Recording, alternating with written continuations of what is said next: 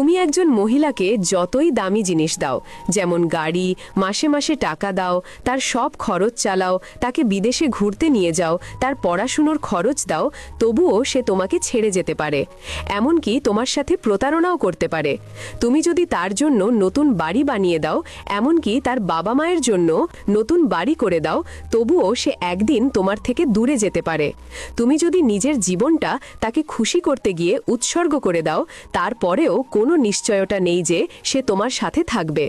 নারীকে টাকা পয়সা বা উপহার দিয়ে চিরদিন ধরে রাখা যায় না। একজন নারী তখনই থাকে যখন সে নিজের থেকে থাকতে চায়। যদি সব ধরনের সুবিধা দিয়ে নারীকে আটকে রাখা যেত, তাহলে Elon Musk, Bill Gates, James বেজোসের মতো বিশ্বের সবচেয়ে ধনী এবং প্রভাবশালী ব্যক্তিদের স্ত্রী তাদের কখনো ছেড়ে যেত না। নারীর প্রতি ভালোবাসা দেখাও, কিন্তু নিজের সম্মান, সম্পদ এবং মানসিক শক্তিকে রক্ষা করো। কখনো কোনো নারীকে অন্ধভাবে বিশ্বাস করো না। যে কোনো সময় নারী নিজের আবেগকে প্রাধান্য দিয়ে চলে যেতে পারে। তাই পুরুষদের উচিত বুদ্ধিমানের মতো চলা, সব সময় সাবধানে থাকা এবং নিজেকে নিরাপদ রাখা। খুশি থাকার একটা মন্ত্র আছে, আশা কেবল নিজের ওপর রাখো, অন্য কারোর ওপর নয়। কিছু মানুষের বৈশিষ্ট্য স্যান্ডেলের মতো হয়, চলার সময় পাশে ঠিকই থাকে কিন্তু পেছন থেকে কাদা ছিটায়। মানুষ দুটি সময়ে সম্পূর্ণ বদলে যায়।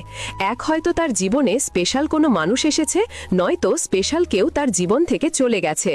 দিব্যি দিয়ে মিথ্যা কথা বললে কেউ মরে যায় না, যেটা মরে যায় সেটা হলো বিশ্বাস। যারা রাস্তায় 1 টাকা 2 টাকা চায় তাদের ভিখারি বলে, আর যারা মেয়ের বাবার থেকে বাইক, আলমারি, সোনা চায় তাদের ভিআইপি ভিখারি বলে। আপনার প্রিয় মানুষটাকে এই 3টে প্রশ্ন করুন, তাহলে বুঝতে পারবেন সে আপনাকে কতটা ভালোবাসে। 1. তুমি আমাকে কেন ভালোবাসো? 2.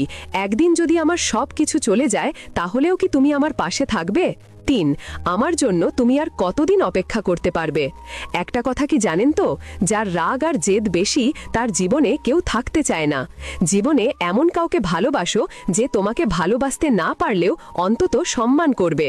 কাউকে ভালোবাসা দিলে সেটা হয়তো ফেরত নাও পেতে পারো, কিন্তু কাউকে কষ্ট দিলে সেটা ঠিকই ফেরত পাবে।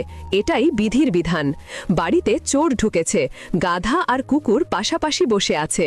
গাধা ভাবছে কুকুর হয়তো চোরের বিরুদ্ধে ব্যবস্থা নেবে, কিন্তু না, কুকুর চুপচাপ বসে আছে। কুকুরের নীরবতায় গাধার মনে সন্দেহ দেখা দিল। সে কুকুরের কাছে এসে বলল, ভাই একটা কিছু করো, চোর তো গুদাম ঘরের তালা ভাঙা শুরু করে দিয়েছে। গাধার কথায় কুকুর কর্ণপাত না করেই বসে রইল। হঠাৎ গাধা চেয়ে দেখল কুকুরের সামনে হাড্ডি মাংসও আছে। গাধা নিজের চোখকে বিশ্বাস করতে পারছে না। এ কি দেখছে সে?